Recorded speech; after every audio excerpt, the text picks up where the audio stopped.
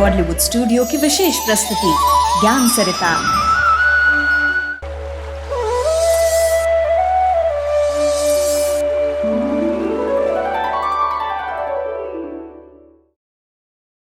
ओम शांति। हम जो आगे बढ़ेंगे तो उन 2, 4, 5 का जो छोटा सा परिवार है, सोचेंगे ये हमारा बच्चा है, इसके लिए कुछ प्रॉपर्टी बनानी है, ये लड़की है, इसकी शादी होने वाली है, इसके लिए कुछ खर्च करना है। एक हद तक के ख्याल रहते हैं, और वो भी कोई सेवा भाव नहीं होता। वो तो समझते हैं हमारा फर्ज है, ये हमारी फैमिली मेंबर्स हैं और हमारी एक ड्यूटी है। जो थोड़े से उनके फिजिकल रिलेशनशिप्स हैं, वहां तक ही उनकी बुद्धि सीमित रहती है। लेकिन जिस समाज का अन्न जल हमने खाया है, पानी पिया है इस पृथ्वी का, हमारा फर्ज बनता है कि हम उसकी भी सेवा करें। हमारे और लोगों ने कुछ किया तो हमें लाभ हुआ, हमारा भी ये कर्तव्य है।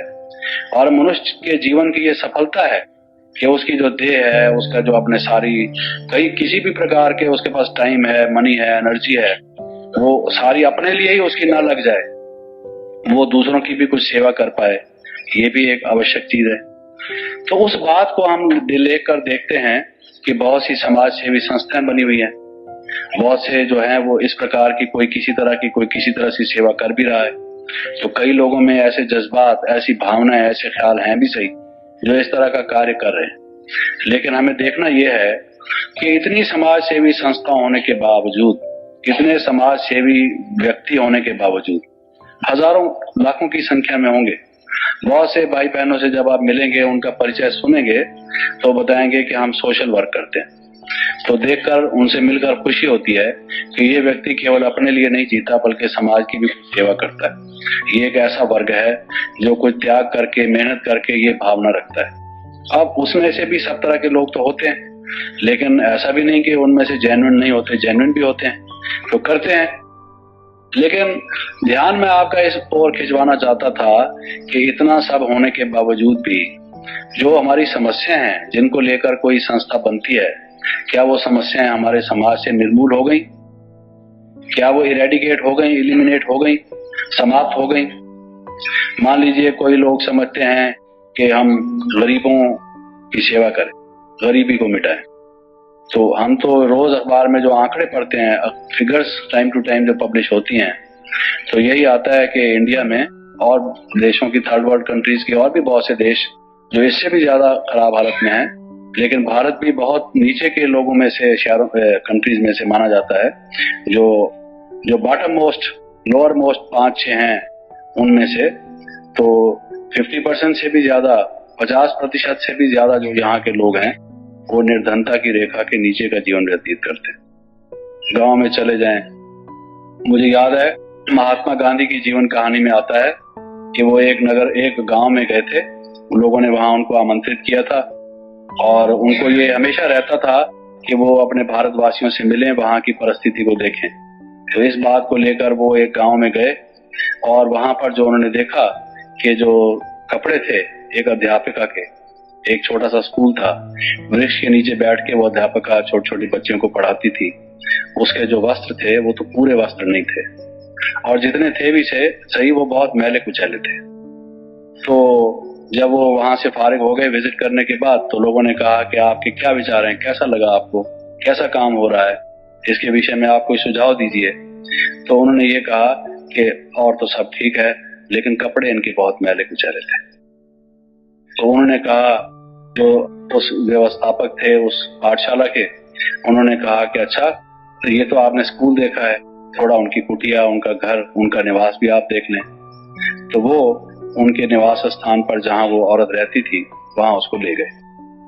तो उन्होंने देखा कि उस घर में तो सब लोगों ने कपड़े भी नहीं पहने हुए थे।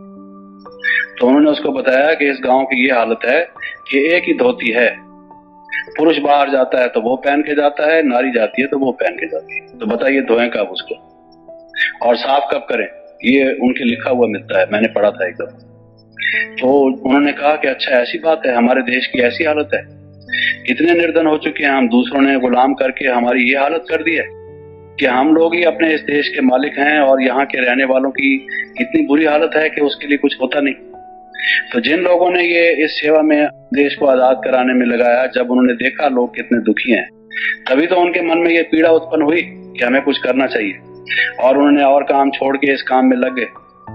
कितने लोग हैं जिनके बच्चों को कोई शिक्षा प्राप्त नहीं हो सकती, रहने का कोई ठीक स्थान नहीं, कोई घर में बीमार हो जाए तो उसके लिए इलाज के पैसे नहीं। आजकल इतने कीमती हो गया है इलाज, दवाइयां इतनी महंगी हो गई हैं, कौन अफोर्ड कर सकता है। किसी भी आप जनरल हॉस्पिटल में जाके देख लें, लोग इतनी लंबी लंबी लाइनें होती हैं विंडोज के सामने जहां दवाई मिलती है और डॉक्टर को दिखाने के लिए, और इतने मरीज होते हैं कि डॉक्टर के पास टाइम ही कहाँ है। वो ऐसे ही कुछ ना कुछ लिख देता है नुस्खे के ऊपर, उसकी सारी बात सुने, वो कहने की कुछ कोशिश करता है, वो कहता है हाँ ठीक है मैंने समझ लिया आपकी बात। क्या समझ लिया, बेचारे ने पूरा तो कुछ कहा ही नहीं। पहले से कैसे समझ लिया? आप कोई ज्योतिषी हैं या लाल बुझक्कड़ हैं या किसी के मन में आप झांकने वाले व्यक्ति हैं? आपने ऐसे ही समझ लिया तो उसको घर से आने की जरूरत नहीं थी, घर दवाई भिजवा देते, वहां ही समझ लिया था आपने। They don't have the time to hear the patient. सुन भी नहीं सकते, इतना झगड़ा करता है, एक दूसरे की मानता नहीं है, प्रेम से सद्व्यवहार से आपस में रहते नहीं।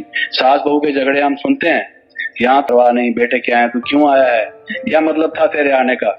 खूब उसको, वो बेचारा तो सोच रहा था मैं पीएचडी लूंगा, रिसर्च कर रहा था, इस पर एक किताब लिखूंगा कि दुनिया की नॉलेज में एडिशन करूंगा कि सबसे कड़वी चीज क्या है, कुछ और खोज के लाया था। लेकिन जब नारी ने उसके ऊपर अपनी बौछार बौछाई तो उसने कहा कि सबसे बिटर चीज ये है। मैं तो कुछ और सोच के लाया था, मेरा सारा थीसिस बदल गया, जो सारा वो रिसर्च करके लाया था उसको रिवाइज करनी पड़ी। कहता है कि आप धन्यवाद आपका जो मेरी रिसर्च आप पूरी हुई। उसको वाइफ को कहता है कि आपका ये मेरे लिए स्वागत ही समझ लो, क्योंकि मेरा थीसिस जो है मैं वो सारा लिखूंगा, लिखने के बाद अंत में ये जरूर लिखूंगा कि मनुष्य की जो कटुवाणी है उससे ज्यादा और कड़वी चीज दुनिया में कोई नहीं।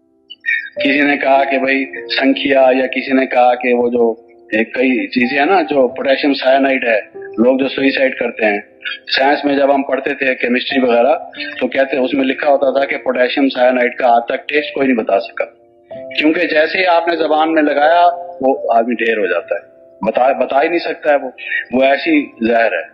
अनुमान है लोगों का कि कड़वी होगी, किसी ने अनुभव से नहीं बताया, अनुभव से बताया ही नहीं जा सकता। किसको पड़ी है कि अपनी जान को है उसका टेस्ट जानने में, जब जान ही नहीं सके लोग। लेकिन उसने वो रिसर्च की और कहता है कि सबसे जो कटु चीज है, ऐसे ही आपको मालूम है लोगों ने कहा हुआ है कि जो सबसे तेज तलवार है, सबसे तेज तीर जो है, सबसे बड़ा बम जो है वो मनुष्य के वचन है। ये पत्थर से भी ज्यादा चोट करते हैं मनुष्य को। कहा है कि भाई जबान के घाव नहीं भर सकते, तलवार के घाव तो भर जाते हैं, फिर भी भर जाते हैं। कई वर्षों तक लोग मिलते हैं, उसको कहते हैं भी आप नमस्ते क्यों नहीं करते, आपस में मिलते क्यों नहीं, कहता जी छोड़ो इसको, ये ऐसी टाइप का आदमी है, हमने इसको फलां मौके पर मदद की, फलां मौके पर मदद की, फलां मौके पर मदद की, और फिर जब हम इसके पास गए तो इसने ऐसा हमसे वचन बोला, कटु वचन बोला। वो कहते हैं ना गुड़ ना दो तो गुड़ जैसा मीठा तो बोलो। वो गया था एक दुकान पर, कोई व्यक्ति बाबूजी बिजनेस मैन को बोला कि मेरे पास रोटी तो है लेकिन खाऊं किससे, आइए थोड़ा सा गुड़ दे दो, शक्कर दे दो, चीनी मत दो, चलो ये सेकंड ग्रेड चीज ही दे दो, इससे मैं थोड़ा रोटी खा लूं। उसने सोटी उठाई हुई थी। अब तो जो दुकानें हैं परचूनी की वो बड़े डब्बों में, शीशे वाले डब्बों में बड़ी बना के रखी होती है। हमारे जमाने में तो कट्टे जो होते थे बोरी के टुकड़े, उनमें गुड़, किसी में चीनी, किसी में कुछ रखा रहता था। मक्खियां आती थी तो लोगों ने एक छड़ी या कोई और छड़ी के साथ कपड़ा बांध के रखा होता था जो उड़ाते रहते थे। वो पड़ी थी उसके पास, उसको लेके कहता है जाता है कि नहीं तो मैं ये मारूंगा, तो मांगता है भाग भाग यहाँ से, मेरा टाइम खराब मत कर। तो उसने कहा महाराज गुड़ नहीं देते तो मत दो, लेकिन गुड़ जैसा मीठा तो बोलो, उस पर तो पैसा कोई नहीं लगता, ये तो बिना पैसे के बोल सकते हो। तो वो चीज नहीं है जो हमारे भाषा में, हमारी जबान में, हमारे व्यवहार में आना चाहिए। उसकी वजह से लोग क्या कहते हैं, ये संसार दुख में है, ये संसार दुख में है, ये नर्क बन गया है। तो ये नहीं सोचते कि ये जो हमें जबान मिली है इससे हम प्रेम के वचन भी बोल के किसी की सेवा कर सकते हैं, इससे हम कटु वचन बोल के किसी के दिल को दुखा भी सकते हैं।